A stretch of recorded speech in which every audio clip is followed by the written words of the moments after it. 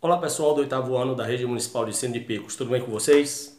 Aqui quem fala é o professor Rubens Leal da disciplina de História. Gostaria de convidá-los para assistir a nossa aula de número 7, na página 44 do seu livro didático, intitulada A Revolução Francesa de 1789. Professor Rubens, por que a Revolução Francesa é um marco tão importante na história da humanidade? Já ouvi falar muito dessa revolução e você vai entender agora por que é um marco. Porque a Revolução Francesa inicia as ruínas do antigo regime. O que era o antigo regime? O absolutismo monárquico, que era o regime que perdurou na Europa por vários séculos, onde o poder era concentrado de forma absoluta, centralizada nas mãos do rei. O rei estava acima de todas as leis, ele era a própria lei. Como dizia o rei francês Luís XIV, o rei Sol, o Estado sou eu. E era justamente contra esse sistema de coisas que o povo francês se revoltou. A Revolução Francesa vai derrubar o rei Luís XVI e tentar reiniciar um novo período na história francesa, pautada nos ideais iluministas de liberdade, igualdade e fraternidade. Portanto, esse é o marco que finaliza a história moderna e inicia a história contemporânea. A Revolução Francesa. O início da ruína do antigo regime, da ruína do absolutismo monárquico. Um regime que perdurou na Europa e que na França a população não suportava mais. Professor Rubens, por que a população se rebelou contra o rei absolutista Luís XVI? Por que a revolução o derrubou? Na verdade, pessoal, realmente não existe revolução sem causa. A Revolução Francesa teve vários causadores, dentre os quais, primeiro, o próprio autoritarismo do rei. O rei era bastante autoritário, centralizador, não convocava a Assembleia Nacional Constituinte, não dava ouvidos ao povo, criava leis muitas vezes autoritárias e não se importava com as dificuldades da população. Eu vou dar alguns exemplos. Primeiro, o rei gastou muito dinheiro e sacrificou os cofres públicos na Guerra dos 7 Anos contra a Inglaterra. Uma guerra pelo processo de colonização do Canadá, que a França terminou sendo derrotada e ainda gastou uma enormidade de dinheiro, o que sacrificava as finanças do reino. Segundo, houve, por anos sucessivos, crises climáticas na França, o que terminou gerando uma produção pequena de produtos agrícolas, e o povo francês estava passando fome. O rei, quando procurado para resolver esses problemas, dizia que o Estado não tinha dinheiro para suprir as necessidades do povo, mas não abria mão de suas regalias e das regalias da corte numerosa que o cercava. Então o povo via essa contradição, não tinha dinheiro para matar a fome do povo, mas tinha dinheiro para manter o luxo de uma grandiosa corte que o acompanhava. Outra coisa que gerou muita fúria na classe comerciante, na classe burguesa francesa, era o fato do rei sempre estar intervindo nas relações econômicas do país, porque é uma prática dos reis absolutistas, intervenção do Estado na economia, e a classe burguesa não gostava dessa intervenção, porque os comerciantes, a burguesia, sempre gostou de liberdade, e o rei criando normas, criando empecilhos, atrapalha o comércio, né?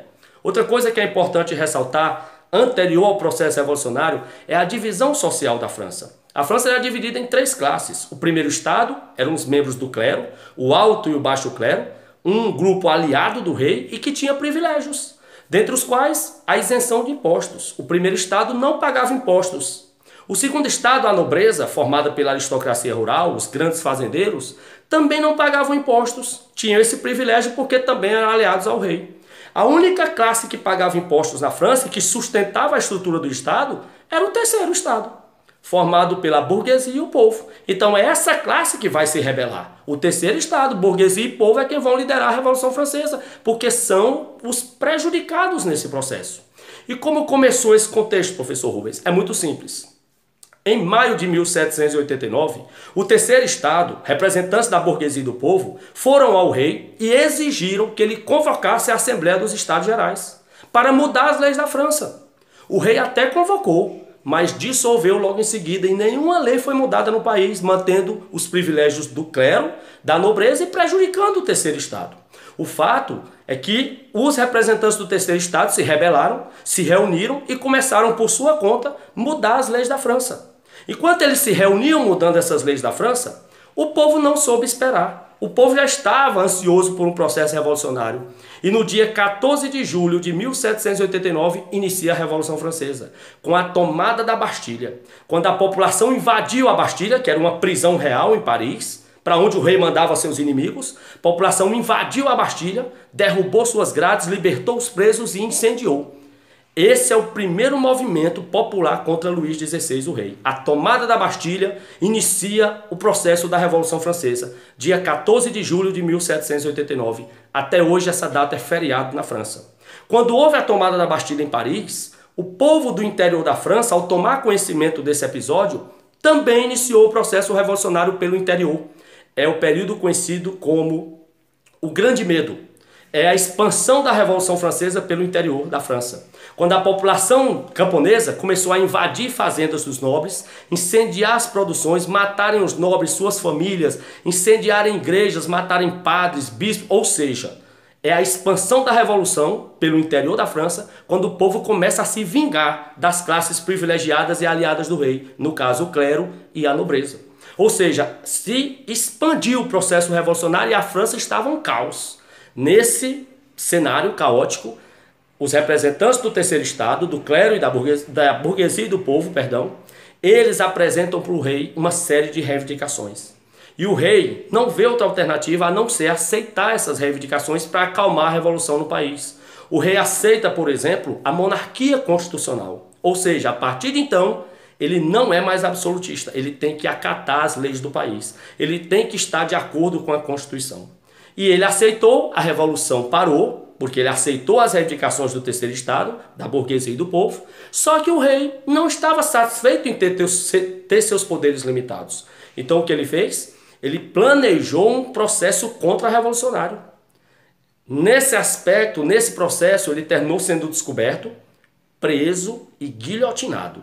Luís XVI foi guilhotinado ao lado de sua esposa Maria Antonieta. Guilhotina era aquele objeto que cortava o pescoço, decapitava. Era a primeira vez que um rei e uma rainha da França eram decapitados por traição, por tentativa de restabelecer o absolutismo na França. A partir de então, pessoal, quem assume o poder é a burguesia. A burguesia assume o poder na França e se divide em três grupos. Os girondinos, a alta burguesia, os jacobinos, que era a baixa burguesia e os sans-culottes, e planície ou pântano. A partir de então, a gente chama de Convenção Nacional. É o período que a burguesia está no poder da França. E nesse processo, os jacobinos assumem o poder sozinho. O período conhecido como Convenção Montanhesa. Logo em seguida, o poder fica a cargo do líder jacobino Robespierre. Robespierre inicia no processo revolucionário um período conhecido como o Terror, quando ele começa a guilhotinar, prender e guilhotinar inúmeros girondinos da alta burguesia. Só que Robespierre começou a ficar isolado e os girondinos o prenderam e o decapitaram, iniciando a última fase da Revolução Francesa, o período que os girondinos, a alta burguesia, governou, de 1795 a 1799, conhecido como Diretório. A partir daí, a ideia dos girondinos era encontrar alguém para entregar o poder à França e encerrar o processo revolucionário. Em 1799, finalmente encontraram Napoleão Bonaparte. Napoleão era general do exército francês e foi colocado pelos girondinos, pela alta burguesia, no poder da França, encerrando a revolução, através do golpe do 18 do Brumário. Foi esse o artifício utilizado para colocar Napoleão no poder da França em 1799 e encerrar a Revolução Francesa. Era napoleônica, será o assunto da nossa próxima aula. Até lá e um abraço.